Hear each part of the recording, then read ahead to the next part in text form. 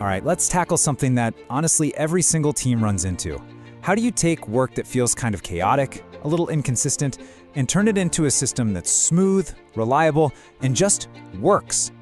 We're going to dig into the 4S standard because it gives us a really powerful blueprint to do exactly that. Okay, let's start with a thought experiment. Picture your team. Everybody's smart, everybody's trying hard, but every single person has their own little best way of getting things done. What do you think the end result is going to be? Yeah, you get chaos. Total chaos. You get results that are all over the map, you waste a ton of effort, and all that amazing knowledge, it just walks right out the door when someone leaves. It is so frustrating. But the solution is actually incredibly powerful: standardization. And look, this isn't about being a robot or killing creativity. It's about building a solid foundation so that excellence can happen on purpose. So what's the end game with all of this? The goal isn't just to have a bunch of documents in a folder somewhere. It's to reach a state we call operational mastery. Just let that sink in for a second. Excellence becomes the default. Not a happy accident, not something you get lucky with on a Tuesday, but the normal, expected result every single time.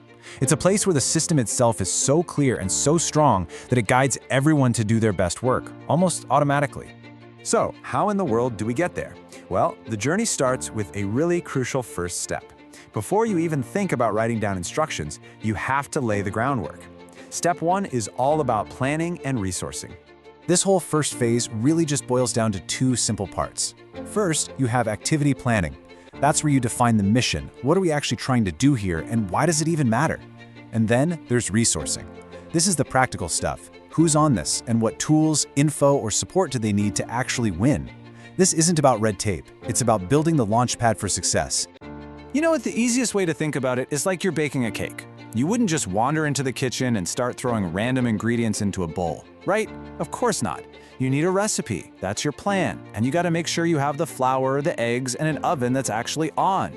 Those are your resources. It's the exact same idea for any task at work. So once you've got that recipe, it is time to write down the instructions. This is really the heart of the whole thing. Developing the actual procedure, that step-by-step guide that makes the big idea of operational mastery a reality for every single person on the team. And this isn't some complicated, mysterious process. It's actually a super practical 4-step loop. You watch how the work is really being done by the people who know it best. You write down those steps. You get other people to look at it to make sure it actually makes sense, and then you publish it so the whole team can use it. Simple, right? And this right here, this is the secret sauce. This whole process is not about some manager sitting in an office guessing how the work gets done. No way.